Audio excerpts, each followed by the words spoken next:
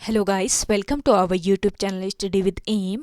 आज मैं आप सभी के लिए काफ़ी इंपॉर्टेंट वीडियो लेके आई हूँ। तो देखिए, आगामी फॉरेस्ट गार्ड के एग्जाम के रिगार्डिंग हमारे द्वारा forest guard special mock series start की गई है, जिसका पार्ट 8 आज मैं आप सभी के लिए लेके आई हूँ।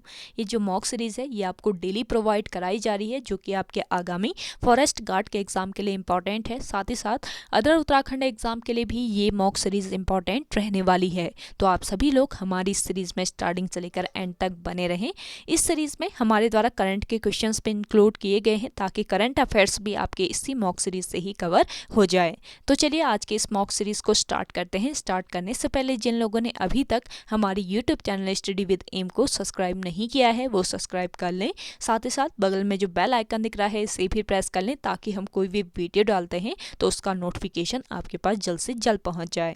आप सभी लोग हमारे टेलीग्राम चैनल को भी ज्वाइन कर सकते हैं। अराउंड 6.3 के यहाँ पे ग्रुप मेंबर्स हो चुके हैं। सुबह 10 बजे और शाम 8 बजे यहाँ पे क्विज का आयोजन भी कराया जाता है। इसके अलावा अदर इंपॉर्टेंट अपडेट्स पीडीएफ्स यहीं पे शेयर की जाती हैं। लिंक आपको उसका डिस्क्रिप्शन बॉक्स में मिल जाएगा।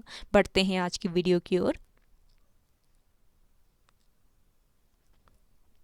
इस सीरीज का पहला क्वेश्चन है, नशा मुक्ति को लेकर बेहतर काम करने पर राज्य के किस जिले को राष्ट्रीय पुरस्कार मिला है। देखिए, नशा मुक्ति को लेकर बेहतर काम करने पर राज्य के उत्तरकाशी जिले को राष्ट्रीय पुरस्कार मिला है। ऑप्शन 4 इस क्वेश्चन का राइट आंसर हो जाएगा। नशा मुक्ति को लेकर बेहतर काम करने पर उत्तरकाशी जिले को राष्ट्रीय पुरस्कार मिला है, और यह पुरस्कार नई दिल्ली में, ध्यान दीजिएगा, यह पुरस्कार नई दिल्ली में राष्ट्रीय बाल अधिकारी संरक्षण आयोग और NBC की ओर से आयोजित कार्यशाला में दिया गया। और देखिए, उत्तराखंड बाल अधिकार संरक्षण आयोग की अध्यक्ष कौन है? उत्तराखंड बाल अधिकार संरक्षण आयोग की अध्यक्ष है डॉक्टर गीता खन्ना। तो उत्तराखंड बाल अधिकार संरक्षण आयोग के अध्यक्ष डॉक्टर गीता खन्ना ने कार्यशाला में उत्तराखंड का प्रतिनिधित्व किया। और देखिए, इस कार्यशाला में doctor KS Chauhan, doctor KS Chauhan, doctor KS Chauhan को best performing district for roll out of point action plan against drugs राष्ट्रीय पुरस्कार से सम्मानित किया गया। नेक्स्ट क्वेश्चन है, किस जनजाति में बैठाण विवाह का प्रचलन है? देखिए, बैठाण विवाह का प्रचलन किस जनजाति में है? इसका राइट आंसर हो जाएगा बोक्सा जनजाति में। ऑप्शन फर्स्ट बिल्कुल राइट आंसर है। देखिए, बोक्सा उत्तराखंड के तराई भाबर, उत्तराखंड राज्य के तराई भाबर क्षेत्र में स्थित उधम सिंह नगर के बाजपुर, गदरपुर एवं काशीपुर, नैनीताल के रामनगर, पौड़ी गढ़वाल के दुगड्डा तथा देहरादून के विकास नगर, डोईवाला एवं सहसपुर विकास खंड के लगभग 173 ग्रामों में निवास करते हैं। और नैनीताल व उधम सिंह नगर जिले के बोक्सा बहुल क्षेत्र को क्या कहा जाता है? बुक्साड़ कहा जाता है। नैनीताल व उधम सिंह नगर जिले के बोक्सा बहुल क्षेत्र को बुक्साड़ कहा जाता है। और बोक्सा लोग अपने को पंवार राजपूत बताते हैं। ये लोग अपने आप को क्या बताते हैं? पंवार राजपूत बताते हैं। नेक्स्ट क्वेश्चन है, उत्तराखंड में सोना नदी वन्य जीव विहार की स्थापना कब हुई? देखिए, उत्तराखंड राज्य में सोना नदी वन्य जीव विहार, इसकी स्थापना की गई वर्ष 1987 ईस्वी में। ऑप्शन 4 बिल्कुल राइट आंसर हो जाएगा। सोना नदी वन्य जीव विहार की स्थापना वर्ष 1987 ईस्वी में हुई थी। कहाँ पर हुई थी इसकी स्थापना? पौड़ी गढ़वाल में। सोना नदी वन्य जीव विहार है पौड़ी गढ़वाल में।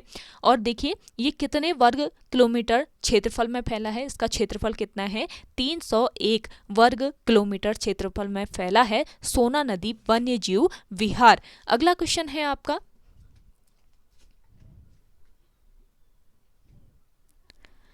बाजपुर शहर किस नदी के तट पर स्थित है? देखिए, बाजपुर जो शहर है ये किस नदी के? धूमा नदी के तट पर स्थित है। ऑप्शन फर्स्ट इस क्वेश्चन का राइट आंसर हो जाएगा। बाजपुर जो शहर है इसको किसने बसाया था? बाज बहादुर चंद ने, चंद शासक बाज बहादुर चंद ने, बाज बहादुर चंद के द्वारा बाजपुर शहर बसाया गया था और ये किस जनपद में स्थित है? उधम सिंह नगर जनपद में स्थित है। और किस नदी के तट पर बसा है? धूमा नदी के तट पर बसा हुआ है। बाजपुर का प्राचीन नाम क्या था? ये आप कमेंट सेक्शन में कमेंट करके बताइएगा आप सभी लोग। अगला देखिए, उत्तराखंड वन विकास निगम की स्थापना कब हुई थी? देखिए काफी महत्वपूर्ण क्वेश्चन है। उत्तराखंड वन विकास निगम की जो स्थापना है ये किस वर्ष हुई? 1 अप्रैल 2001 को उत्तराखंड वन विकास निगम की स्थापना हुई। देखिए उत्तराखंड वन विकास निगम राज्य सरकार द्वारा शासित एक वैधानिक निकाय है। उत्तराखंड वन विकास निगम जो है ये राज्य सरकार द्वारा गठित एक वैधानिक निकाय है। अगला क्वेश्चन है, नंदा गौरा योजना की शुरुआत कब हुई? देखिए नंदा गौरा योजना की शुरुआत की गई वर्ष 2017 में। ऑप्शन फर्स्ट इस क्वेश्चन का करेक्ट आंसर है 2 जून 2017 को नंदा गौरा योजना की शुरुआत हुई और यह योजना गौरा देवी कन्या धन योजना और नंदा देवी कन्या धन योजना को मिलाकर बनाई गई। और इस योजना के तहत बीपीएल परिवारों की बालिका को 2 चरणों में 62,000 रुपये दिए जाते हैं। और देखिए बालिका के जन्म पर पहले तो कब दिया जाता है? बालिका के जन्म पर 11,000 रुपये दिए जाते हैं। 11,000 रुपये दिए जाते हैं बालिका के जन्म पर। और 12वीं पास करने के बाद बालिका को कितने हजार? 51,000 रुपये दिए जाते हैं। बालिका के जन्म पर 11,000 तथा 12वीं पास पर 51,000 रुपये दिए जाते हैं। और इस योजना का संचालन किसके द्वारा किया जाता है? इस योजना का संचालन महिला व बाल विकास मंत्रालय द्वारा किया जाता है। नेक्स्ट क्वेश्चन देखिएगा, पर्यावरण अध्ययन और संरक्षण संगठन हेस्को की स्थापना किसने की है? देखिए पर्यावरण अध्ययन और संरक्षण संगठन यानी हेस्को की जो स्थापना है ये किसने की? अनिल जोशी ने। ऑप्शन सेकंड बिल्कुल राइट आंसर है। देखिए पर्यावरण अध्ययन और संरक्षण संगठन यानी हेस्को की जो स्थापना है ये किस वर्ष? वर्ष 1979 ईस्वी में हुई। और हेस्को जो है ये देहरादून में एक गैर सरकारी संगठन है। और अनिल जोशी जो हैं, अनिल जोशी की बात करें तो ये एक पर्यावरणकर्ता व समाज सेवी हैं। और वर्ष 2006 में इन्हें कौन सा अवार्ड? पद्मश्री अवार्ड से सम्मानित किया गया। किस वर्ष? वर्ष 2006 में। और अनिल जोशी ने एक आंदोलन का नेतृत्व किया था जिसका नाम क्या था? गांव बचाओ आंदोलन। गांव बचाओ आंदोलन जो है इसका नेतृत्व किया था किसने? अनिल जोशी ने। आपसे पूछा जा सकता है बताइए कि गांव बचाओ आंदोलन का नेतृत्व किसने किया था? तो अनिल जोशी के द्वारा इस आंदोलन का नेतृत्व किया गया था। अगला देखिए, भारतीय पर्वतारोहण फाउंडेशन की स्थापना कब हुई है? देखिए भारतीय पर्वतारोहण फाउंडेशन की स्थापना हुई वर्ष 1961 ईस्वी में। ऑप्शन थर्ड बिल्कुल राइट आंसर हो जाएगा। भारतीय पर्वतारोहण फाउंडेशन की स्थापना वर्ष 1961 ईस्वी में कहाँ पर हुई? इसकी स्थापना दिल्ली में हुई। और देखिए रामचंद्र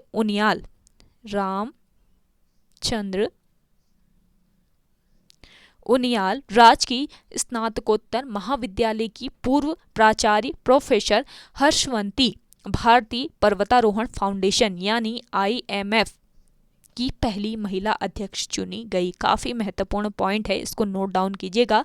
रामचंद्र उनियाल राजकीय स्नातकोत्तर महाविद्यालय की पूर्व प्राचार्य थी कौन? प्रोफेसर हर्षवंती। तो प्रोफेसर हर्षवंती भारतीय पर्वतारोहण फाउंडेशन यानी IMF की पहली महिला अध्यक्ष चुनी गई। जो कि देखिए प्रोफेसर हर्षवंती बिष्ट जो हैं ये वर्ष 1984 में एवरेस्ट अभियान की सदस्य भी रही हैं। हर्षवंती बिष्ट वर्ष 1984 में एवरेस्ट अभियान की सदस्य भी रही हैं। अगला क्वेश्चन है, भारत का एकमात्र मिश्रित विश्व धरोहर कौन सी है? काफ़ी महत्वपूर्ण क्वेश्चन है ये भी, इसको ध्यान में जरूर देखिएगा। भारत का एकमात्र मिश्रित विश्व धरोहर कौन सा है? इसका आंसर जिन लोगों को आ रहा है कमेंट कीजिएगा और इस सेशन को ज़्यादा से ज़्यादा शेयर कीजिए अपने दोस्तों के साथ, अपने व्हाट्सएप ग्रुप्स में। और सेशन पसंद आ रहा है तो लाइक कर लेना है आपको। और जिन लोगों ने अभी भी हमारी YouTube channel study with M को सब्सक्राइब नहीं किया है वो सब्सक्राइब कीजिए और ज़्यादा से ज़्यादा सेशन को अपने दोस्तों के साथ अपने व्हाट्सएप ग्रुप्स में शेयर जरूर कीजिए। और बताइए जिन लोगों को इसका आंसर आ रहा है कमेंट सेक्शन में कमेंट करके बताएं कि भारत का एकमात्र मिश्रित विश्व धरोहर कौन सी है। तो इसका राइट आंसर हो जाएगा कंचनजंगा। ऑप्शन सेकंड बिल्कुल राइट आंसर हो जाएगा। भारत का एकमात्र मिश्रित विश्व धरोहर है कंचनजंगा। देखिए यूनेस्को विश्व धरोहर स्थल एक ऐसा स्थान है, यूनेस्को विश्व धरोहर स्थल एक ऐसा स्थान है जो संयुक्त राष्ट्र शैक्षणिक विज्ञान और सांस्कृतिक संगठन द्वारा विशेष सांस्कृतिक या भौतिक महत्व के रूप में यह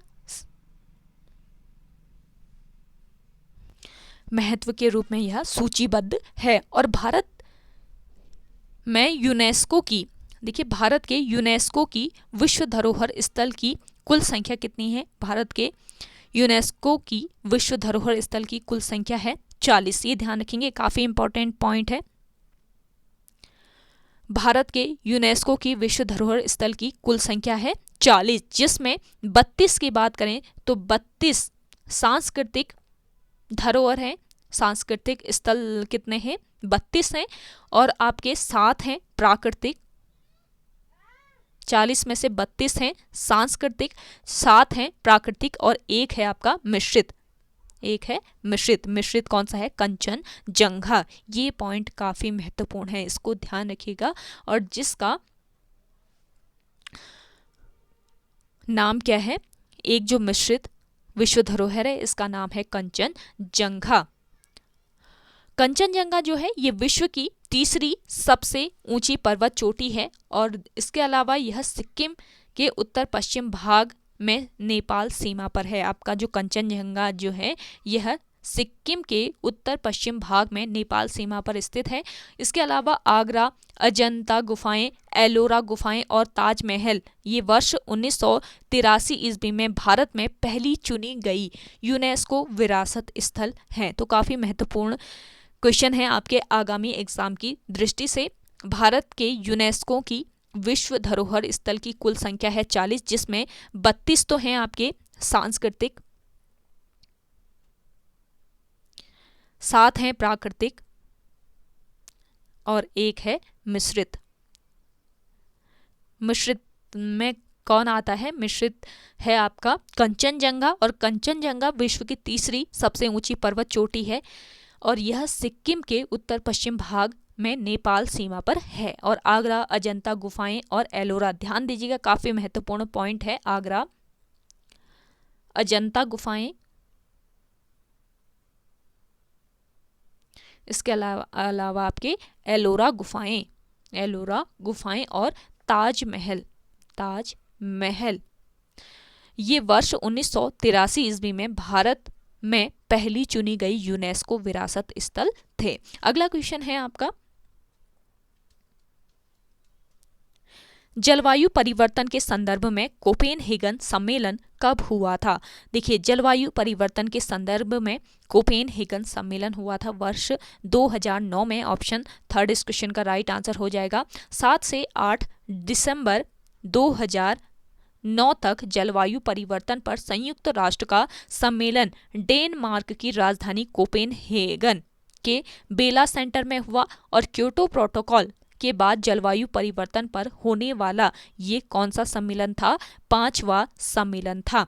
ये ध्यान रखेंगे, क्योटो प्रोटोकॉल के बाद जलवायु परिवर्तन पर होने वाला ये 5वां सम्मेलन था कोपेनहेगन सम्मेलन, जो कि कहाँ पर हुआ था ये आपको पता रहना चाहिए। कोपेनहेगन, डेनमार्क की राजधानी कोपेनहेगन के बेला सेंटर में हुआ था। अगला क्वेश्चन है आपका, सेशन पसंद आ रहा है तो लाइक कर लेना है आपको और ज़्यादा से ज़्यादा शेयर कीजिएगा इस सेशन को अपने दोस्तों के साथ। अपने व्हाट्सएप ग्रुप्स में डेली ये सीरीज़ आपको प्रोवाइड कराई जा रही है जो कि आपके आगामी फॉरेस्ट गार्ड के एग्ज़ाम के लिए इंपॉर्टेंट है। तो डेली इस सीरीज़ को आप फॉलो कर सकते हैं और जिन लोगों ने सब्सक्राइब नहीं किया है चैनल को वे लोग जरूर सब्सक्राइब कीजिएगा। देखिए forest guard special mock practice set है ये। इसके अलावा ये अदर उत्तराखंड एग्जाम के लिए भी वर्क करने वाला है, तो डेली इस सेशन को अदर उत्तराखंड एग्जाम वाले भी जरूर फॉलो कीजिएगा। काफ़ी महत्वपूर्ण क्वेश्चंस की ये सीरीज आपको डेली प्रोवाइड कराई जा रही है। तो अगला क्वेश्चन है आपका, कलमकारी किस राज्य की प्रसिद्ध लोक कला करती है? इसका राइट आंसर हो जाएगा आंध्र प्रदेश। कलमकारी आंध्र प्रदेश राज्य की प्रसिद्ध लोक कला करती है। काफ़ी महत्वपूर्ण क्वेश्चन है, मोस्ट इंपॉर्टेंट है। और देखिए कलमकारी आंध्र प्रदेश की अत्यंत प्राचीन लोक कला है और यह कलम की कारीगरी है। कलम के द्वारा इसमें कारीगरी की जाती है।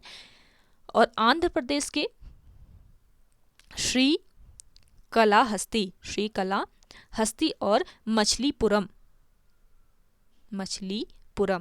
आंध्र प्रदेश राज्य के श्रीकालाहस्ती और मछलीपुरम नामक नगरों में है ये कौन सी कलमकारी, कौन सी लोक आकृति? कलमकारी लोक कलाकृति। और देखिए श्रीकालाहस्ती आज भी कलमकारी के लिए कलम का उपयोग यहाँ पर किया जाता है। श्रीकालाहस्ती आज भी कलमकारी के लिए कलम का उपयोग होता है यहाँ पर, जबकि मछलीपुरम में ठप्पों का चलन है। यहाँ पर कलम का यूज होता है कलाकारी के लिए, कलाकृति के लिए। कहाँ पर? श्रीकालाहस्ती में। और मछलीपुरम में यहाँ पर किसका यूज होता है? ठप्पों का यूज किया जाता है। किसके लिए? कलमकारी के लिए। और ये पॉइंट ध्यान रखेंगे, श्रीकालाहस्ती और मछलीपुरम ये कहाँ पर? आंध्र प्रदेश राज्य में स्थित है, जो कि कलमकारी के लिए काफ़ी प्रसिद्ध स्थल है। अगला देखिएगा, कुमाऊं रेजिमेंट की स्थापना कब हुई? देखिए मिस हो गया यहाँ पे, करेक्ट कर लीजिएगा। स्थापना कब हुई कुमाऊं रेजिमेंट की, ये बताना है। तो कुमाऊं रेजिमेंट की जो स्थापना है ये वर्ष 1945 ईस्वी में हुई थी। ऑप्शन फर्स्ट बिल्कुल राइट आंसर हो जाएगा। कुमाऊं क्षेत्र के लोगों से बनी कुमाऊं रेजिमेंट नाम जो है ये कब मिला था? 27 अक्टूबर 1945 को मिला था और मई 1948 को इसका मुख्यालय जो है ये कहाँ से? आगरा से रानीखेत अल्मोड़ा में स्थानांतरित किया गया था। काफ़ी महत्वपूर्ण पॉइंट है। और कुमाऊं रेजिमेंट के नाम पर डाक टिकट जारी किस वर्ष हुआ? पूछा जा सकता है आपसे कि बताइए कुमाऊं रेजिमेंट जो है इसके नाम पर डाक टिकट कब जारी किया गया? तो वर्ष 1988 ईस्वी में कुमाऊं रेजिमेंट के नाम पर डाक टिकट जारी हुआ था। अगला क्वेश्चन है, कुमाऊं का धृतराष्ट्र किसे कहा जाता है? कुमाऊं का धृतराष्ट्र कहा जाता है किसको? शक्ति गोसाई को। ऑप्शन सेकेंड इस क्वेश्चन का राइट आंसर है। क्यों कहा जाता है कुमाऊं का धृतराष्ट्र शक्ति गोसाई को? देखिए शक्ति गोसाई जो था ये जन्मांध था, यानी जन्म से ये अंधा था, इसलिए इसको कुमाऊं का धृतराष्ट्र कहा जाता है। और शक्ति गोसाई जो है ये कुमाऊं के चंद शासक लक्ष्मी चंद का बड़ा भाई था। अगला क्वेश्चन है,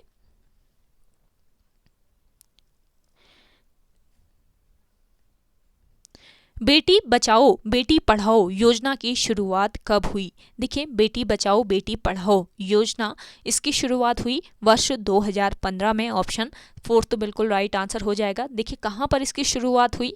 पानीपत हरियाणा के पानीपत में इसकी शुरुआत हुई। पानीपत हरियाणा में किस योजना की? बेटी बचाओ बेटी पढ़ाओ योजना की शुरुआत की गई थी। अगला क्वेश्चन है, यूनेस्को का मुख्यालय कहाँ पर स्थित है? यूनेस्को जो है इसका मुख्यालय है कहाँ पर? पेरिस में। ऑप्शन फर्स्ट इस क्वेश्चन का राइट आंसर है। संयुक्त राष्ट्र शैक्षिक वैज्ञानिक तथा सांस्कृतिक संगठन यानी यूनेस्को संयुक्त राष्ट्र का एक घटक निकाय है और इसका जो कार्य है ये शिक्षा, प्रकृति तथा समाज विज्ञान, संस्कृति तथा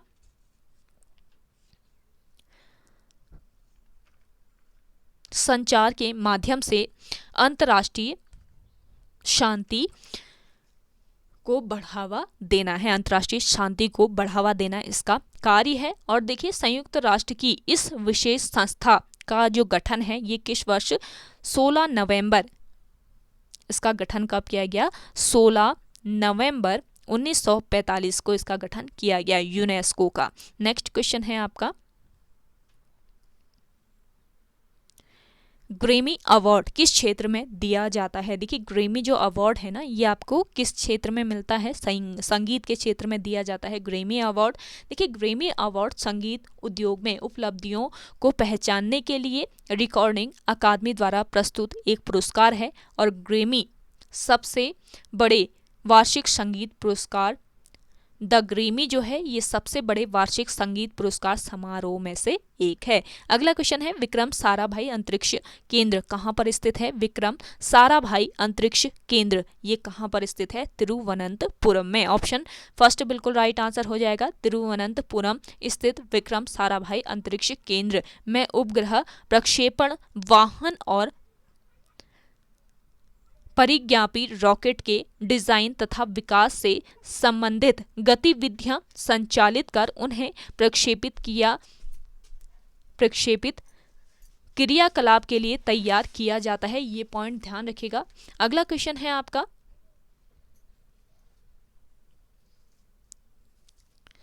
अंतर्राष्ट्रीय युवा दिवस कब मनाया जाता है? देखिए अंतर्राष्ट्रीय युवा दिवस मनाया जाता है आपकी कब? 12 अगस्त को। 12 अगस्त को अंतर्राष्ट्रीय युवा दिवस मनाया जाता है। एक दिवस डेली आपको मिलता है इस सेशन में, तो डेली इस सेशन को फॉलो कीजिएगा। एक दिवस भी आपका डेली कवर होता है आयोग द्वारा, जो पूछे जाते हैं आपके दिवस भी पूछे जाते हैं। तो 12 अगस्त को मनाया जाता है आपका अंतर्राष्ट्रीय युवा दिवस। अगला क्वेश्चन है द्यारा बुग्याल को विश्व मानचित्र में लाने का श्रेय किसे दिया जाता है? देखिए द्यारा बुग्याल जो है इसको विश्व मानचित्र में लाने का जो श्रेय है ये किसको? चंद्रप्रभा एतवाल को दिया जाता है।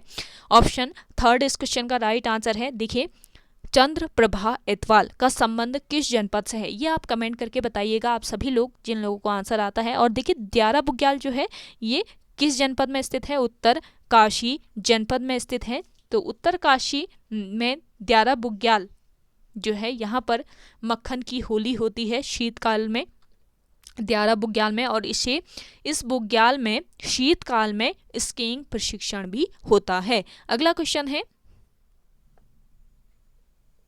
शैलाउर्थिक जल विद्युत परियोजना कहाँ स्थित है? देखिए शैलाउर्थिक जल विद्युत परियोजना ये स्थित है आपके किस जनपद में? पिथौरागढ़ जनपद में। ऑप्शन फर्स्ट इस क्वेश्चन का राइट आंसर हो जाएगा। देखिए पिथौरागढ़ जनपद कब बनाया गया था? पिथौरागढ़ जनपद बनाया गया था 24 फरवरी 1960 ईस्वी को। अल्मोड़ा से अलग करके नया जिला इसको बनाया गया, पिथौरागढ़ जिले को, ये ध्यान रखेंगे। तो काफ़ी महत्वपूर्ण है ये पॉइंट, कई बार पूछा भी गया है। बताइए पिथौरागढ़ की जो स्थापना है ये किस वर्ष की गई थी? पिथौरागढ़ जनपद का गठन किस वर्ष किया गया था? ये क्वेश्चन भी पूछा गया है तो आयोग के द्वारा, ये ध्यान रखेंगे, आगामी एग्जाम के लिए भी इंपॉर्टेंट रहने वाला है। तो ओके गाइज, आज के सेशन में इतना ही। आई होप आपको आज का ये सेशन पसंद आया होगा। अगर आज का ये सेशन आपको पसंद आता है तो इस सेशन को लाइक कीजिएगा, शेयर कीजिए, और जिन लोगों ने अभी तक हमारे YouTube channel study with M को सब्सक्राइब नहीं किया है वे लोग जरूर सब्सक्राइब कीजिएगा। चलिए मिलते हैं एक नई इंटरेस्टिंग वीडियोज़ के साथ, तब तक के लिए धन्यवाद।